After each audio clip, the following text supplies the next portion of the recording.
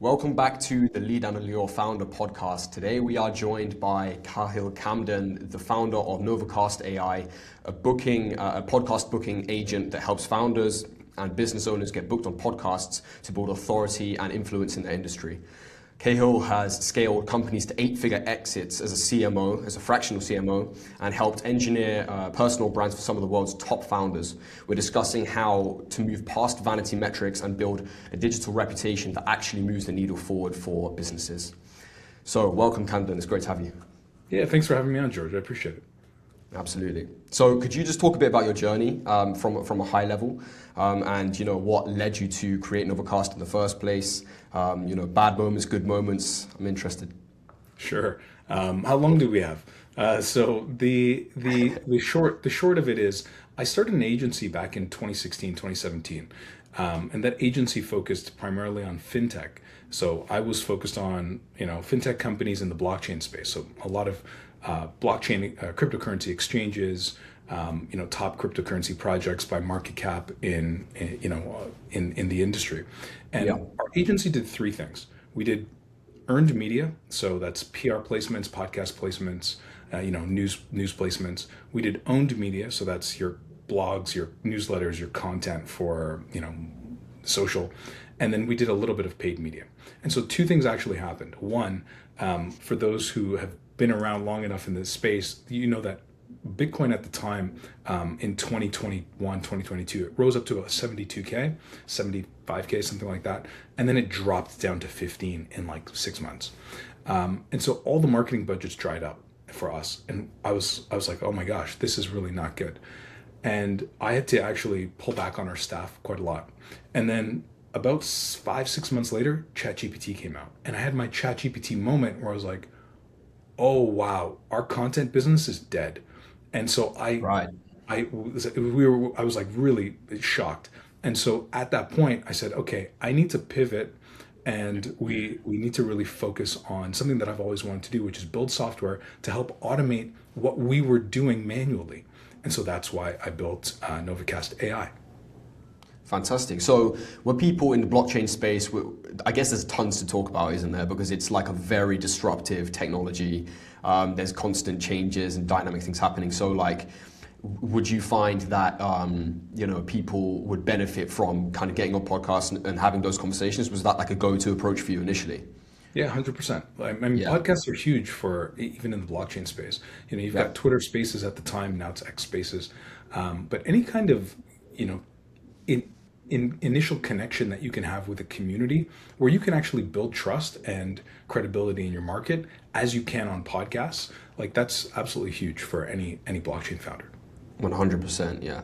And when you would kind of discuss getting them on podcasts when you were working on things manually, did you have any kind of issues with getting them on them? Like in terms of, because a lot of executives can be a bit protective over their professional image, right? So do you think there was any, or what word of advice would you give to people who are kind of trying to protect that and help them push the boat out a little bit to open up their authority?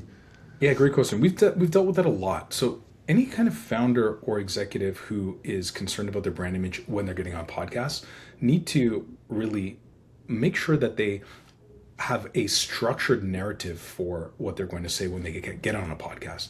Yeah. And so that structured narrative comes from the perspective of, who are you?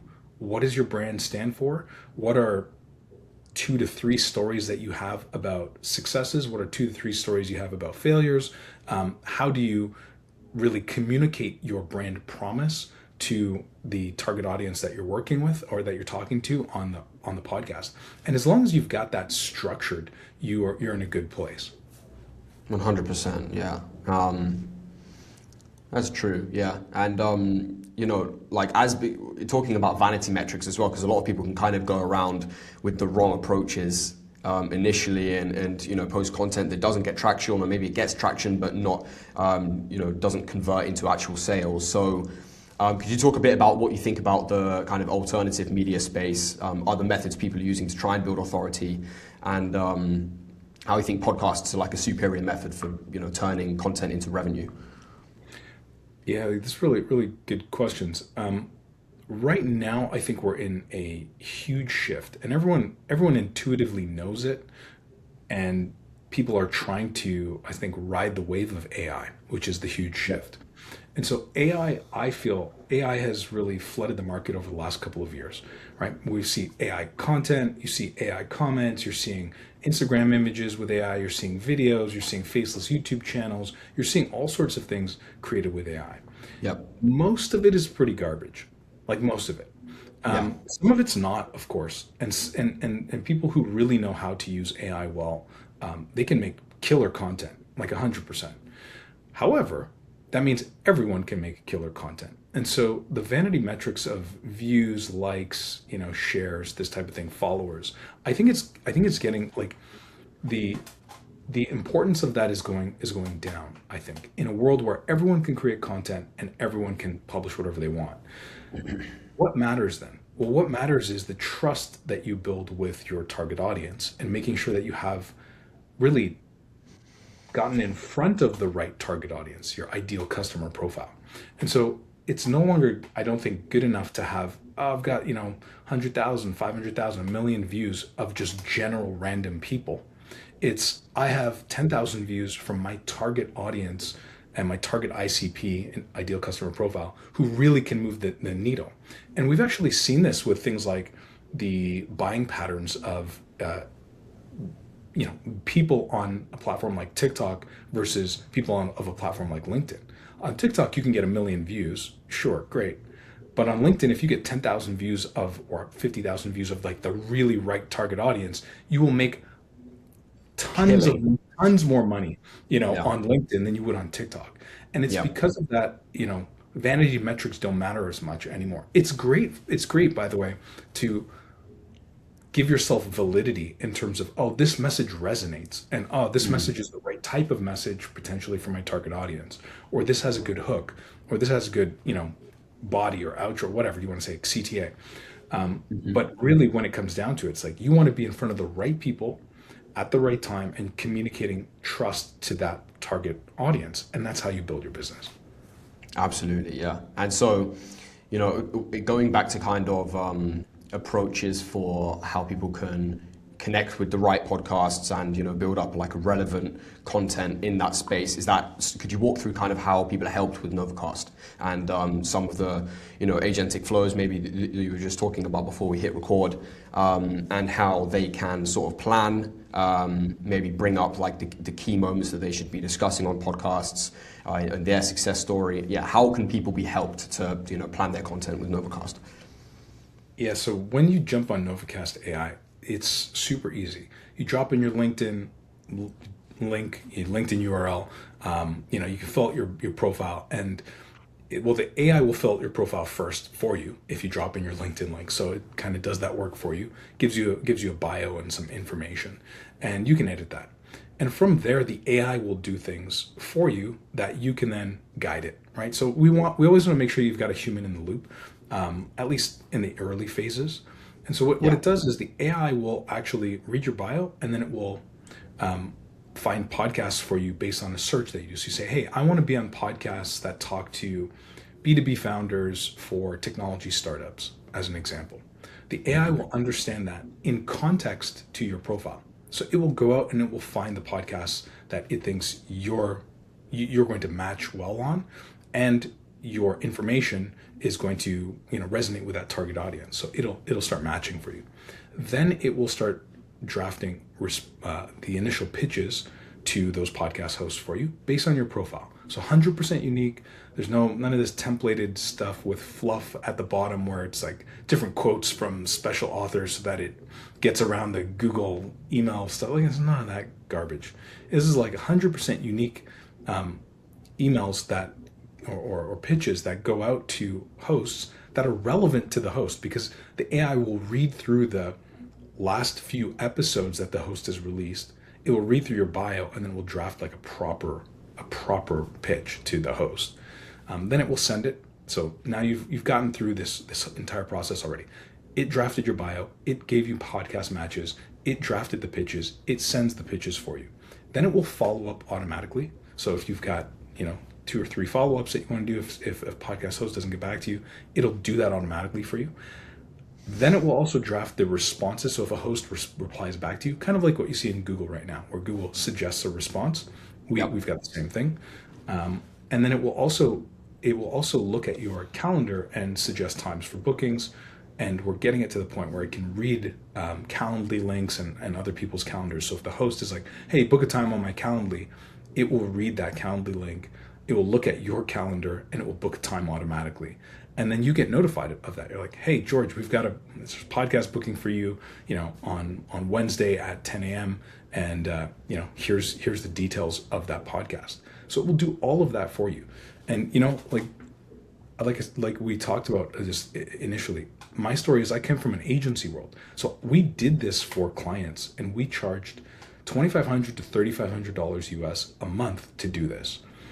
And we crushed it. Like, people got on, 4 or 5 podcasts a month, 6 podcasts a month sometimes, and they were really happy with the results. The AI will do that for like a tenth of the price. So like, it's absolutely crazy. Like I just undercut my previous business by 90%, like it's just so much easier. So that's it in a nutshell. 100%. Yeah. And we're in kind of the same boat right now because what we're doing, as you know, is like podcast as a service, right? And, again, similar kind of ticket size range for delivering the outreach to potential guests. It's like the flipped version of NovaCast, I guess, but it's, guesting and, creating the podcast and then inviting, potential customers, etc. But we're creating software. Shall I disclose the name? I guess so.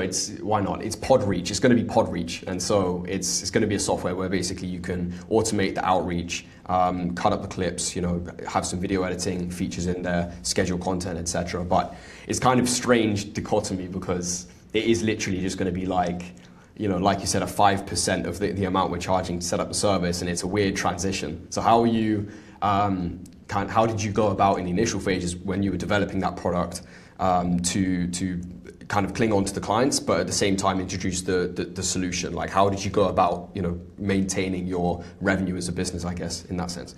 Well, I had to almost close down the agency, right? So we went from 12 people, 13 people, down to 1 or 2, because the marketing budgets dried up. Then ChatGPT came out, and I was like, okay, we need to change our business. Just a complete change. So for me, it was like everything kind of got burnt to the ground, and then we restarted with software a couple of years ago. So that's how it worked for us.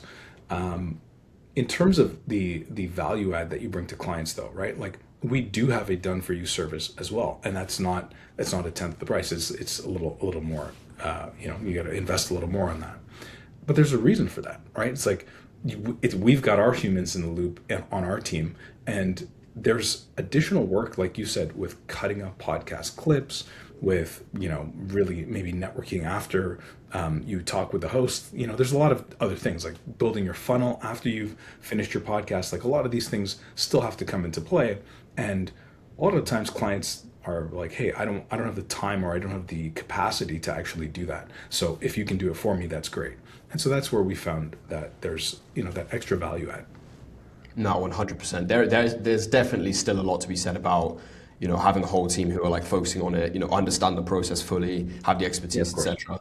Of course. And on that note, I'm curious because one thing we've been thinking about is the potential ability of AIs to interview or be guests on podcasts, in a conversational manner.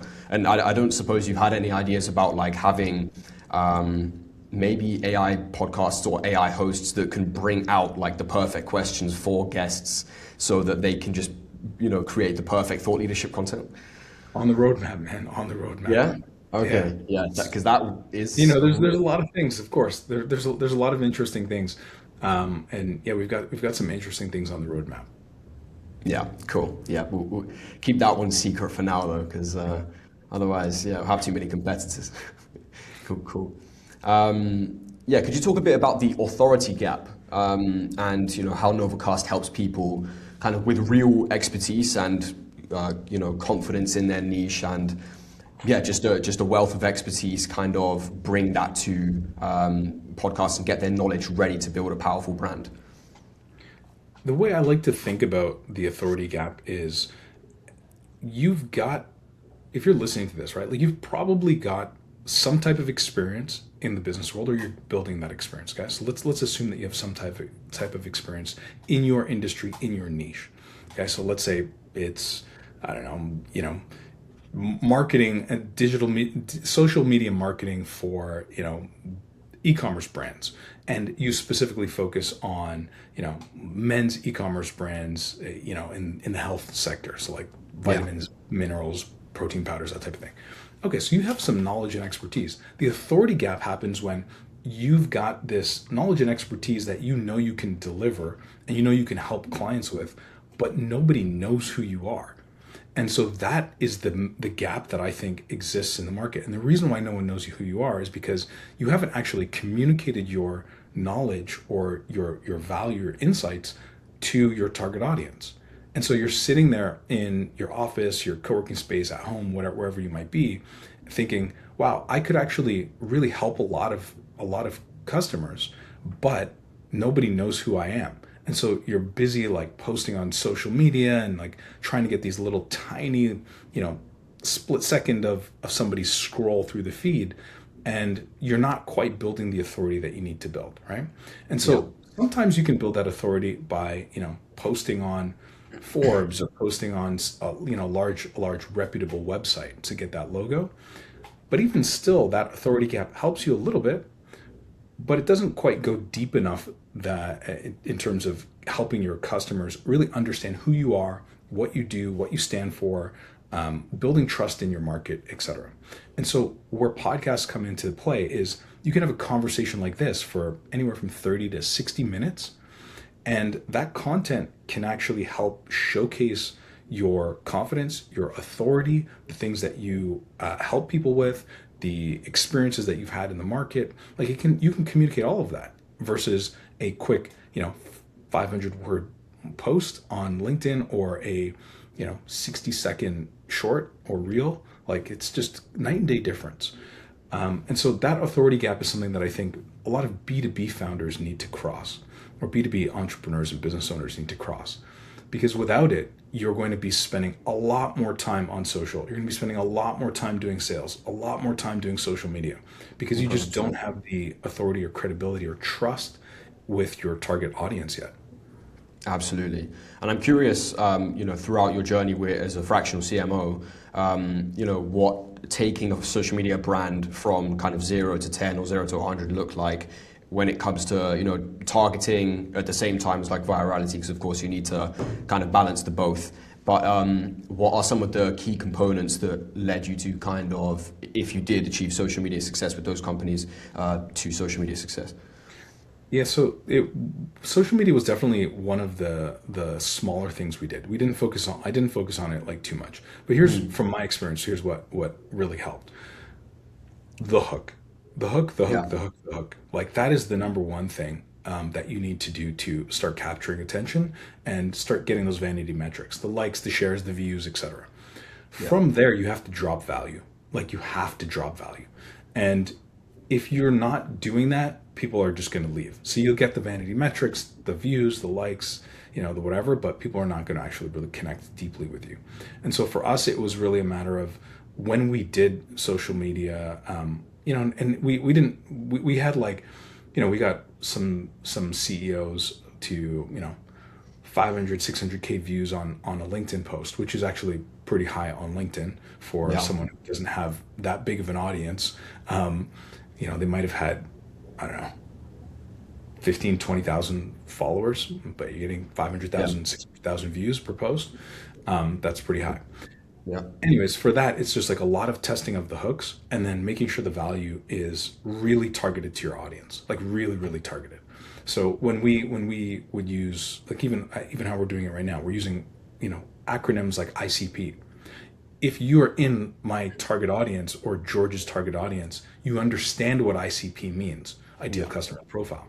But if you're not, you're kind of like, well, what's ICP? And it's like, well, I'm saying ICP because the target audience understands it, and so I want to be specific about that. So we would do things like that when we would write content. And when you write content as a listener, I would recommend using the types of terms and acronyms that your target audience is going to understand. Remember, you're not writing content for everybody. You're writing content Yeah. for your target. And your target knows when you say, you know, CAC, like CAC, or LTV, or payback period, or ICP. Like your target audience knows that. The people Yeah. who don't understand it, they're not your target audience, and you're not speaking That to doesn't them matter. anyway. So don't worry about it. So Yeah. like these are the types of things that we had to really refine and dial in, and then you get the other kind of tactical things like posting frequency, posting time, like all that kind Yeah. of stuff. But really, in the message, it's like hook, hook, hook, and then drop value with specific information related to your ICP. 100%, yeah. And I do think with social media output, it is like that kind of short-term sacrifice of there's some people in your audience, maybe you've built up a slight following that isn't your target customer, so you want to kind of cling on to those followers, and then maybe if you don't, entertain those people, especially if you're in like the B2C space, because you're just going to have more followers generally, kind of based on logic, but the views might drop and the engagement might drop because people aren't interested, and so then it's going to trick the algorithm and you're not going to get the boosting. But I do think long term, like, you need to kind of cut off the 80% to find your 20% best Right. target audience, right? 100%. Right. Yeah, I totally agree with that. And that's Yeah. hard to do, right? That's why, when we first got on the pod, it's like, how do you get over the vanity metrics and you start getting into the actual things that matter? And seeing those drops in numbers is a real thing. Like, you will lose a ton of likes and engagements and views and whatnot.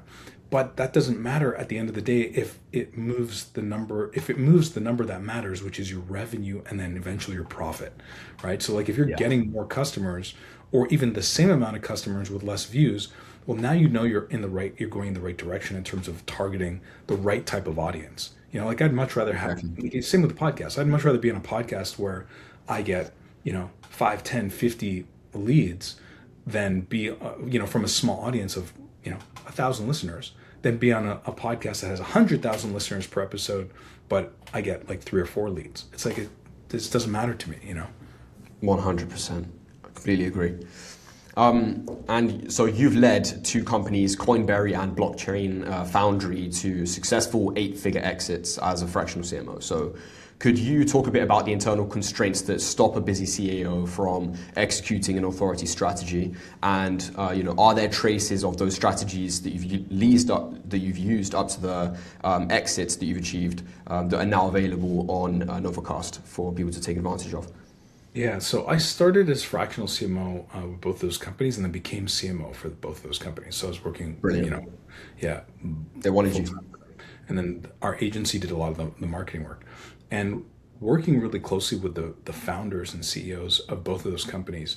You realize that the CEOs, and if you're listening to this, you're CEO, a solopreneur, entrepreneur, it doesn't matter. You're busy, like you're really busy, and there's so many things you could do. There's so many things you have to do. There's so many things you don't want to do, and you have to really start prioritizing your efforts very well. And what ends up happening with busy CEOs that kind of stop them from actually doing the personal branding or stop them from doing the marketing in a way that will connect with their target audience is they don't have the time for it. And so what we do at NovaCast, again, remember, I came from an agency world doing this for people. So for me, it was all about, first I built it for myself. I was like, okay, if I'm going to start up the agency again at the time, right? So it's 2021, 2022. I was like, if I'm going to start up the agency again, I need to make sure this is super efficient and it helps me save a ton of time and effort for my clients. And so everything was built around that. And so this translates into any kind of CEO, founder, entrepreneur, solopreneur who's super busy. You can automate most of the process and the AI will take care of most of it for you. And so that's where we really have doubled down and focused. It's like, how do we create good automations that you're still in control of, and good agentic type of work that you're still in control of, that will do 97 to soon is going to be 100% of the work for you. Absolutely, yeah. Are you? I'm just curious on a technical standpoint. Are you using much kind of Claude code? And let's say agents that are kind of taking more control over the actual production of the software, and you're using that in your own workflow to kind of maybe execute on certain content strategies? So there's two questions there. Are we using it Yeah. to develop our software? No, this is not a vibe coded software because it's super complicated. And so, vibe coding it from start to finish. Well, first of all, we started years ago, so that wasn't fully an option back then. But even now, it's like there's a lot of complexity to it, and right now, vibe coding just wouldn't be able to handle that. We use Claude Code internally to actually help accelerate the process for our developers. Yes, 100%. Claude Code can be very good in very specific things, and it can really help, automate things like bug testing and whatnot. So yes, we do use that. And then the second part of your question is, do we use automations, Claude Code, that type of thing for our marketing? That's 100% yes, Yeah. because for me, I've always been trying to figure out, like, okay, how do we integrate AI from the ground up so that we actually can do 10 times more than our current capacity, or our current team size. And to do that, you have to use AI and you have to use automations. Now, my whole thing is, and I know if you're listening to this, you've experienced it too. You can tell when it's AI a lot of the time. So you have to have a human in the loop. But yes, we do have automations for marketing, for research, for initial content creation ideas, for follow-up sequences, for outreach, for all sorts of things. Brilliant. Good. Yeah. You got to stay on the cutting edge, man. Yeah, Fantastic. it's hard though, man. Like there's a lot of stuff that's really moving fast, and like I heard about OpenClaw in, I guess, late November, early December. I jumped onto it in January, early February, and then by 4 weeks ago, it's like it's dead. It's like all about Claude now, and it's just Yeah. like you spend, I guess, like 100 hours learning about OpenClaw and going down that path, and then it's like, yeah, okay, well that's dead. You should learn about Claude Code and Yeah. Claude co-workspace and, like, all these other things that are like, wow, okay, now I got to learn this, and so it's hard. So I get it if you're an entrepreneur founder, who's listening to this and you're like, man, it's just there's so many things. I totally get it. Yeah, I Yeah. agree. There should be a tool that seamlessly kind of just translates anything that you've created and puts it into the new. It probably is, to be honest. And I guess Claude Code can analyze code bases and kind of like suggest or consult on the best ways to translate it through. But it does seem like it's this huge time investment, and then it's like, okay, I want to cling on to this because, like, put all the Right, time into it. Yeah. right. Could you talk a bit about the role of earned media versus owned media today, and how people should be balancing the both? Yeah, sure. So the balance, let's start there.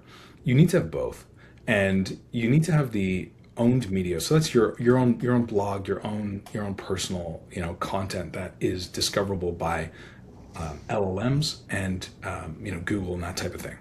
And that's the reason why you want to have it. So you should be creating content first of all. If you want to get discovered in answer engine optimization, you want to have answer engine optimization for LLMs, for ChatGPT, Gemini, Claude, whatever, Perplexity. You need to have your own content that starts to answer the questions that your target audience is going to be looking for. So you need to have that.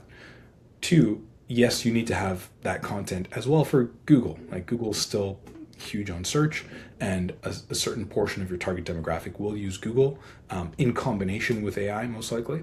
But also, don't Yeah. forget, Google has their own AI search as well, and so they're using their own search results, from their search engine to service their customers and show the right relevant results. So Absolutely. you need to have your own content. That goes in combination with earned media, because what the LLMs do from a more technical side is they're not just taking the top rankings on Google to actually display results for searches. So if I search, like, what's the best podcast in the world, or what's the best podcast tool, it's not just going to read my blog and say, okay, NovaCast AI is top on the search ranking, so we're just going to take that.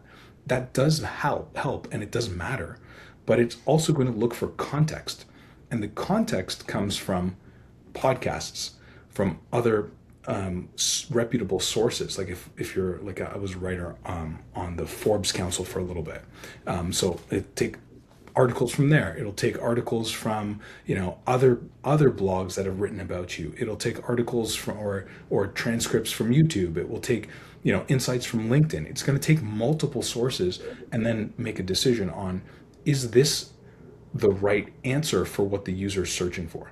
So you do need to have both the owned media, which is your content, to explain to the LLMs like your answer to the questions that somebody would be searching for, and you also need to have earned media, podcasts, PR placements, content on LinkedIn, etc., to help the LLMs get context about who you are, what your business does, etc. And together, those things will help you rank higher on SEO and with AEO.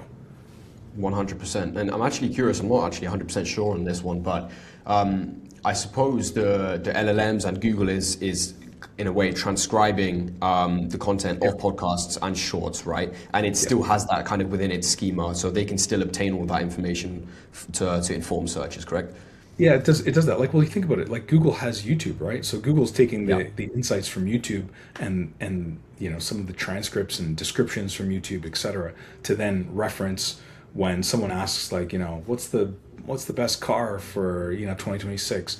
It's like looking at all that type of information. Yeah. Plus it's looking at the search engine results page and saying, okay, well, with all of this information in combination, here's the best answer for this search.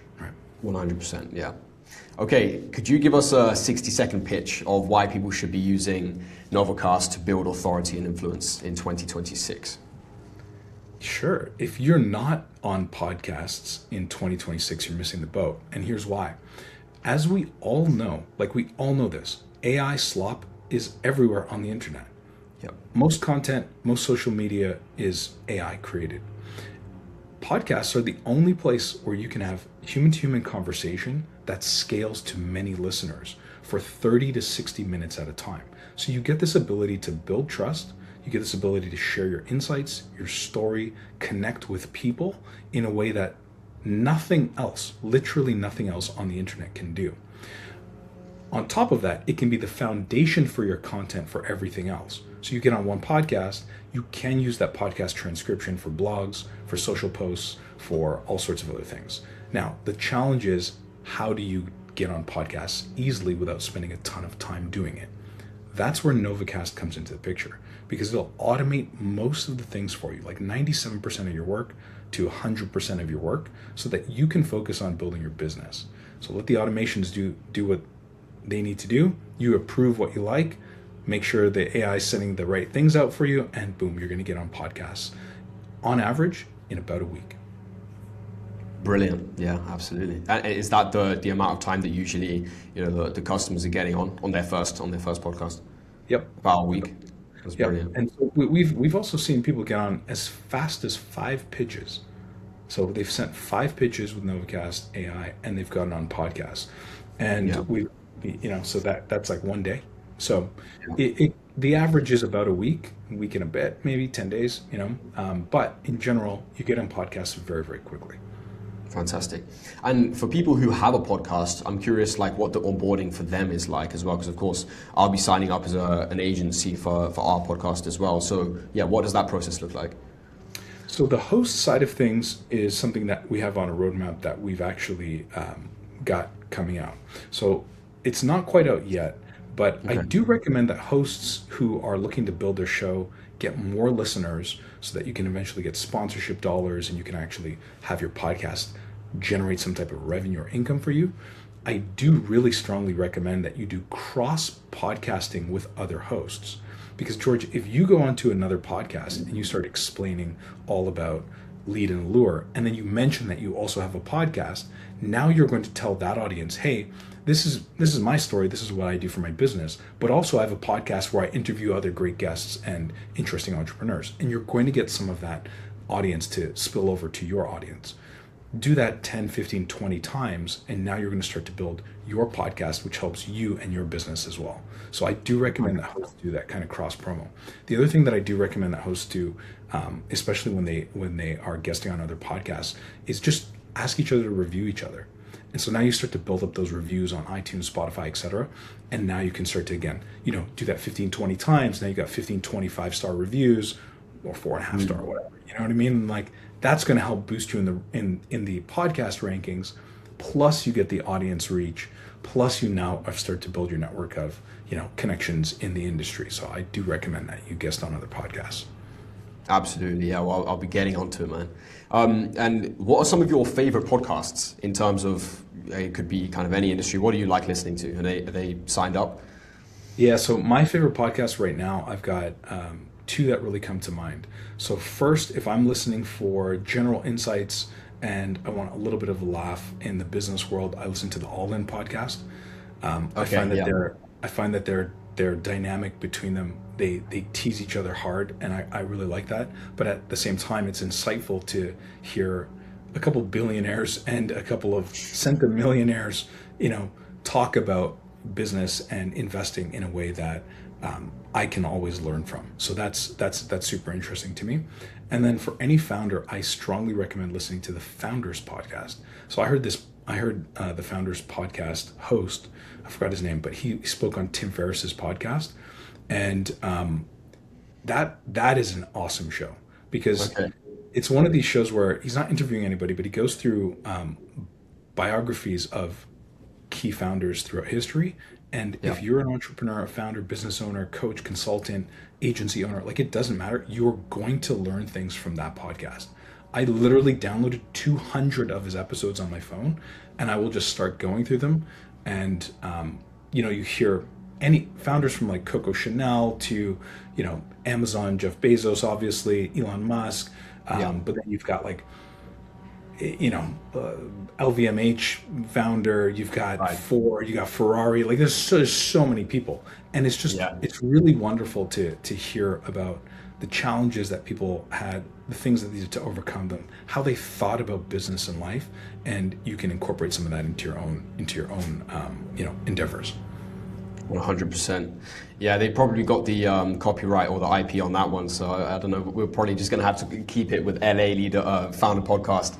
But no, I did see that one as well, because when I was curious if anybody else had the label, and of course it's a good name. So okay, I'll check those two out. That one's a really good podcast. Like, that's a really good podcast. 100%.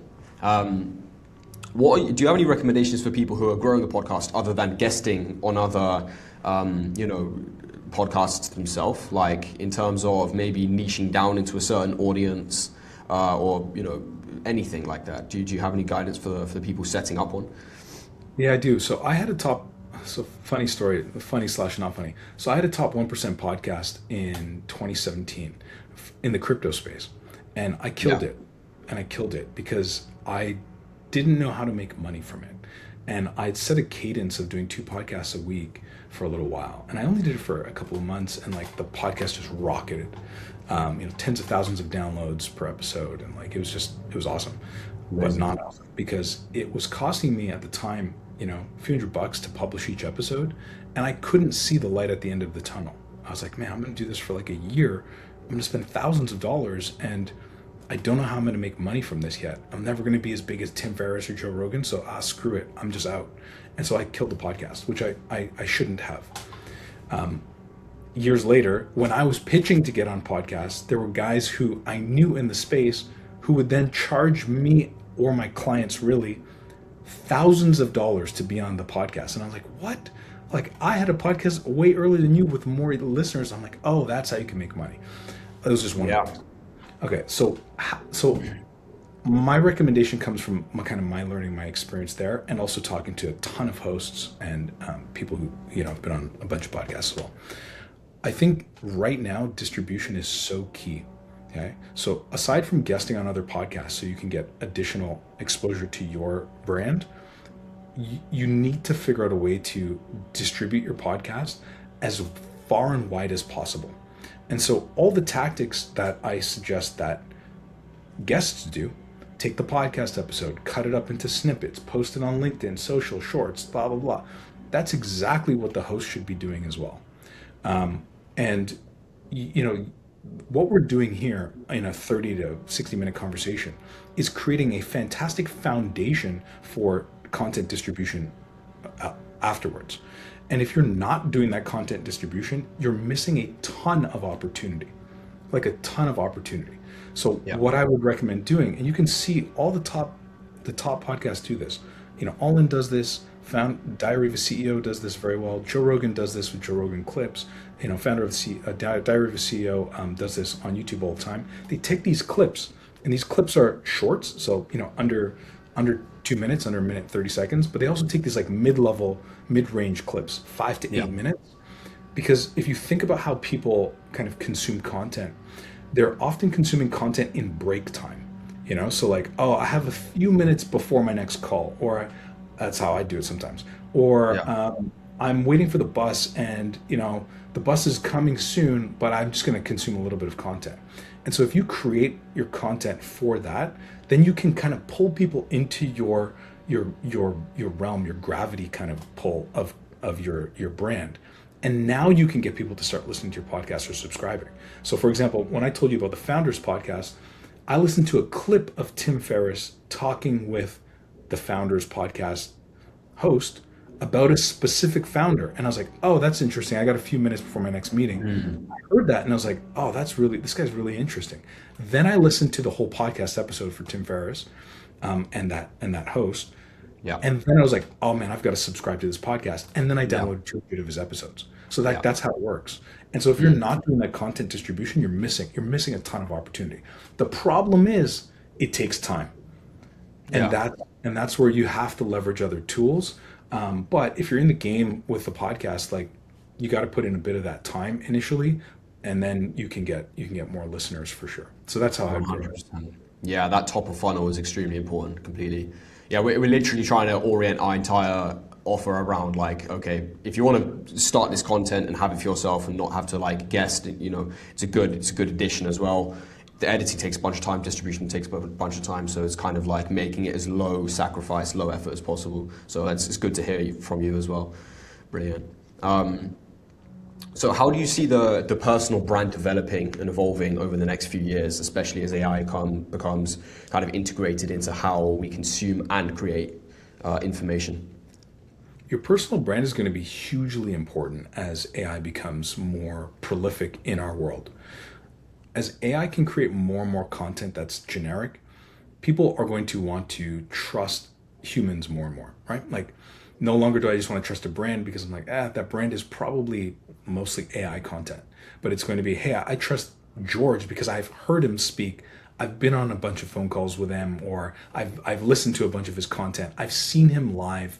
I've seen him on YouTube. I've listened to his podcast for months. Like, I trust him. So then when it comes to the point in time for me to actually make a decision about, who do I want to use, I'll choose George. And that makes a big difference.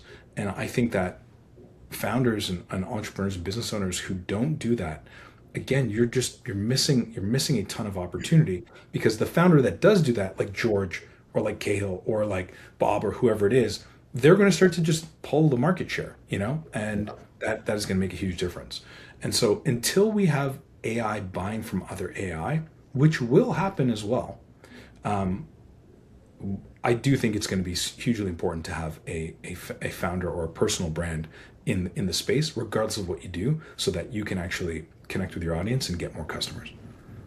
100%. Yeah, I completely agree as well. It's like people think, there's not as much point anymore kind of getting on camera, etc., because AI can do my content. It's cheaper as well. All of the GPT generated scripts, and you can just like see it from a mile away if you're just on socials. But I do also think it's like a magnet towards more human to human conversations. People are enjoying podcasts and longer form content as well, because it's like they've got to read between the lines and find authentic stuff. So that's like a huge increase of value for the podcast industry.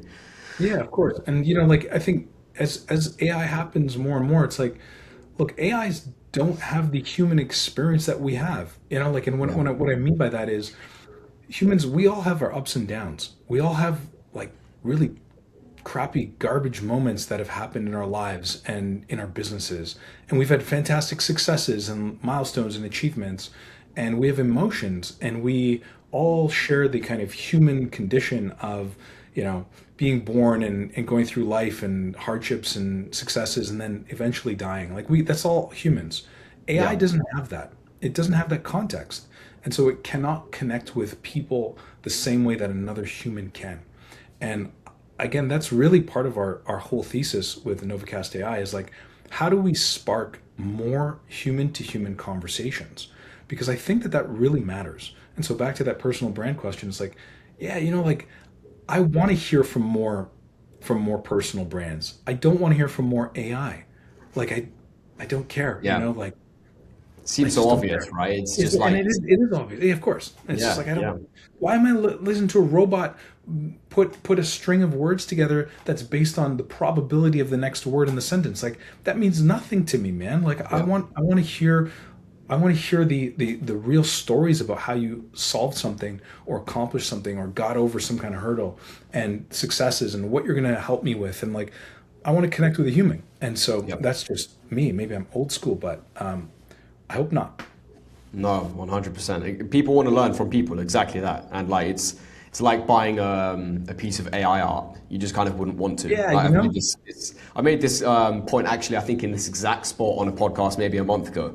But it's like, you buy art and you enjoy movies because of the human experience. It would be like, maybe it's an amazing movie. Maybe AI is going to create the best, most entertaining, most scary movie ever. But like, if it isn't created by a creative mind, I feel like it's just dead from the inside anyway. You wouldn't want Yeah, to watch it. I do agree with that. It's like, in speaking of your art, conversation is art, isn't it, on a certain Yep.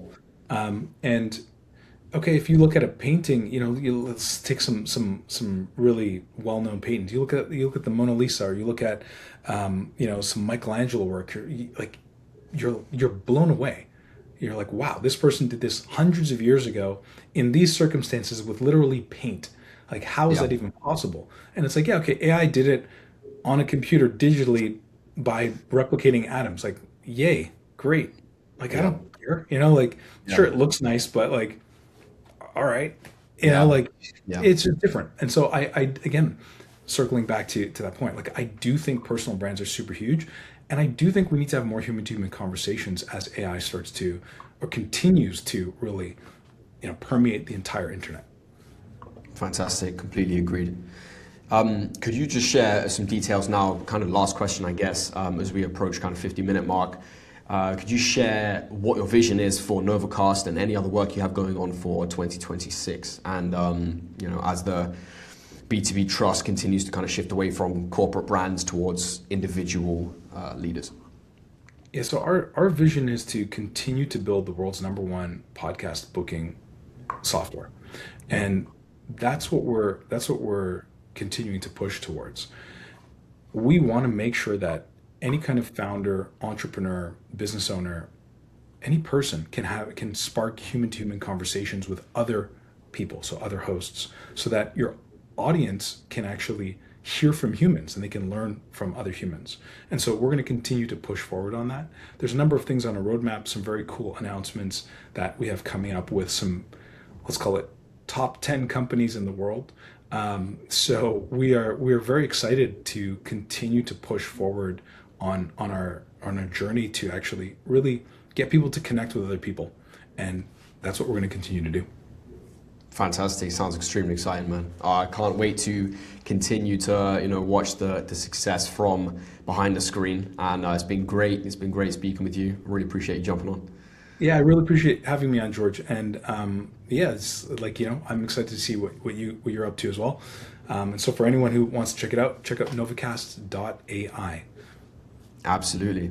Well, thanks again. Thanks again for watching the Lead and Allure Founder podcast, and we'll catch you on the next one.